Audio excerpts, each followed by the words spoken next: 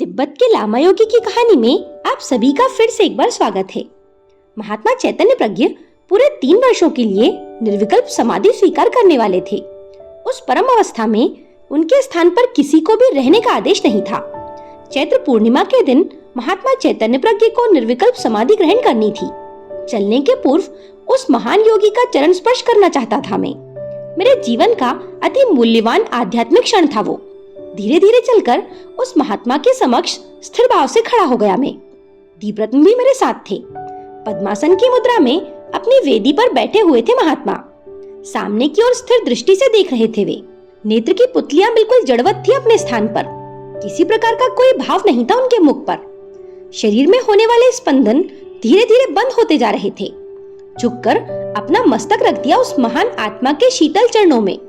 न जाने किस प्रेरणा के वशीभूत होकर सहसा अवरुद्ध हो गया मेरा कंठ और विगलित हो उठा मेरा स्वर। झरझर कर गिरने लगे आंसू उन चरणों पर।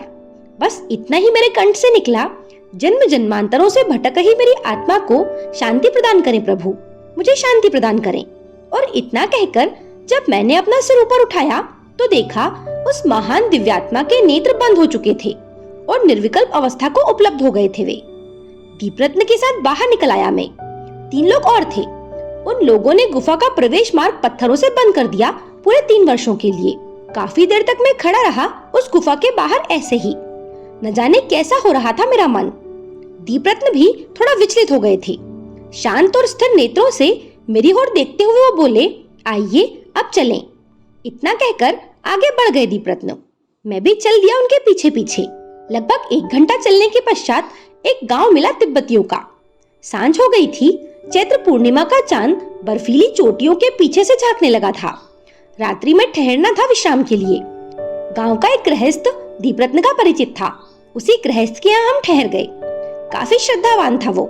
छाछ, मक्खन और बाजरे की रोटी से उसने हमारा स्वागत किया। प्रातः याग की व्यवस्था भी कर दी और हम दोनों वहां से चल दिए। प्रातः काल मैंने दीपरत्न को बताया कि मुझे चक्रेश्वर मठ जाना है। बौद्ध पूर्णिमा को वहां रहना अनिवार्य है। मेरी बात सुनकर दीपरत्न बोले, वहां आपको बौद्ध पूर्णिमा को उपस्थित रहना है ना? अभी तो पूरा 1 मास है बुद्ध पूर्णिमा में। तब तक आप मेरे निवास पर रहें। कहने की आवश्यकता नहीं। उसी दिन सायंकाल पहुंच गया दीपरत्न के स्थान पर।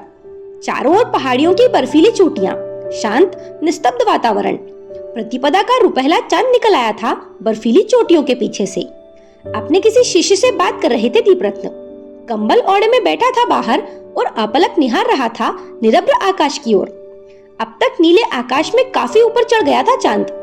बादल का एक छोटा सा काला टुकड़ा उसे अपनी गोद में ले जाने के लिए आकुल था। उसी की ओर देख रहा था मैं। तभी मेरी दृष्टि एक अविश्वसनीय और आश्चर्यजनक वस्तु पर पड़ी। मैंने देखा उस काले बादल के टुकड़े के समीप से एक मानवाकृति हवा में तैरते हुए पश्चिम से उत्तर की ओर उड़ी जा रही थी। बड़ा ही अद्भुत दृश्य था वो।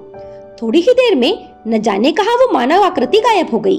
उसी समय मैंने दीपरत्न से चर्चा की आकाश में उड़ती हुई उस मानव आकृति की और जिज्ञासा और कौतूहल के मिले जुले भाव से मैं देखने लगा उनकी ओर। मेरी बात सुनकर दीपरत्न कुछ क्षण मौन रहे। फिर बोले, मैंने संभवतः एक बार आपसे इस बात की चर्चा की थी कि तिब्बत में प्रच्छन्न रूप से भारतीय सिद्ध साधक योगी भी साधनारत हैं। मैंने कहा, हाँ, आपने कहा था। जिस मानवाकृति को आपने अभी अभी आकाश में उड़ते हुए देखा है वो और कोई नहीं, महान सिद्ध योगी ब्रह्मानंद परमहंस थे। वे आकाशचारी हैं। नित्य आकाश मार्ग से रात्रि में मानसरोवर स्नान करने के लिए जाते हैं। वे प्रायः शून्य मार्ग से जाते हैं ताकि उन पर किसी की दृष्टि ना पड़े, लेकिन कभी कभी किसी प्राकृतिक बाधा के कारण आकाश मार्ग से गमन करते हैं वे। आप परम सौभाग्यशाली हैं कि आज वे आकाश मार्ग से जा रहे थे और आपने उनका दर्शन कर लिया। एक बारगी में स्तब्ध रह गया। मोहबाई कुछ देर तक दीपरत्न की ओर अपलक ही देखता रहा और मन ही मन सोचता रहा, क्या वास्तव में एक आकाशचारी महायोगी का दुर्लभ दर्शन लाभ प्राप्त हुआ है मुझे? संभवतः मेरे मन के भाव को समझ गए दीपरत्न। बोले, आपको ये सुनकर घोर आश्चर्य लगा होगा कि आकाशगामी योगी से मैं परिचित हूँ। उनके सानिध्य में रह चुका हूँ मैं कुछ समय तक। मैंने पूछा, वे महायोगी कहाँ रहते हैं? यहाँ से लगभग 10-12 मील दूर एक पहाड़ी गुफा में। दीपरत्न ने मुझे उत्तर दिया और ये भी कहा कि वो मार्ग अत्यंत कष्टदायक है। मैंने पूछा, क्या आप उनका दर्शन करा सकते हैं मुझे? आप चिंता न करें, मार्ग का कष्ट मुझे प्रभावित नहीं करेगा। थोड़े से शारीरिक कष्ट से यदि एक दिव्य महायोगी का दुर्लभ दर्शन प्राप्त होता है तो इससे अधिक लाभ क्या होगा। अपनी तिब्बत यात्रा में जितना जो शारीरिक और मानसिक कष्ट उठाया है मैंने, उसकी तुलना में नगण्य नहीं होगा ये कष्ट। उसी समय चल पड़े मुझे अपने साथ लेकर दीपरत्न। वास्तव में अत्यंत कठिन और कष्टदायक था पूरा मार्ग। 11 मील की पहाड़ी यात्रा 4 दिनों में पूरी की मैंने। इसी से ये समझा जा सकता है कि मार्ग कितना कष्टदायक रहा होगा। ऊंचे ऊंचे पहाड़ों की तलहटी में थी वो गुफा, जिसके सामने बहती थी एक पहाड़ी नदी। नदी चौड़ी थी और उसकी धारा भी प्रखर थी। नदी को पार कर ही जाया जा सकता था उस गुफा में, और उसे पार करने का कोई साधन नहीं था। चुपचाप काफी देर तक खड़े रहे हम दोनों नदी के तट पर ही। सांझ की स्याह कालिमा रात्रि के गहन अंधकार में परिवर्तित होने लगी थी। हताश और निराश हो रहा था मैं, लेकिन दीपरत्न के चेहरे पर किसी प्रकार का कोई भाव नहीं था। एक बार चारों ओर देखा उन्होंने और फिर कहा, परमहंस ब्रह्मांडव मानव संपर्क के इच्छुक नहीं हैं। यदि उनकी इच्छा होगी तभी आपको उनका दर्शन लाभ होगा, यूं ही नहीं। ये सुनकर मैं और हताश हो गया। मेरी निराशा और भी गहरी हो चली। हे भगवान, अब क्या होगा। और तभी मेरी दृष्टि पड़ी चमड़े की एक छोटी सी नाव पर। धीरे धीरे नदी की धारा में डोलती हुई वो हम दोनों की ओर ही आ रही थी। वाह, घोर आश्चर्य हुआ मुझे, लेकिन दीपरत्न निर्विकार रहे, जैसे इस रहस्य से वो भली भांति परिचित थे। कुछ ही क्षणों में नदी के तट पर आकर लग गई थी वो स्वचालित नौका। इसी को कहते हैं योगी की इच्छा शक्ति। दीपरत्न मुस्कुराते हुए बोले, साधारण मनुष्य के पास इच्छा तो है, लेकिन उसकी शक्ति नहीं है। एक सिद्ध योगी के पास इच्छा भी होती है और शक्ति भी। अपनी इच्छा को पूर्ण करने के लिए किसी भी प्रकार उसे कार्य नहीं करना पड़ता, जबकि साधारण मनुष्य के लिए आवश्यक है कर्म। आपके कहने का तात्पर्य यह है कि ये नौका उस परम योगी की इच्छा शक्ति का परिणाम है। मैंने जिज्ञासा व्यक्त की। उन्होंने कहा, हाँ, इसमें संदेह नहीं।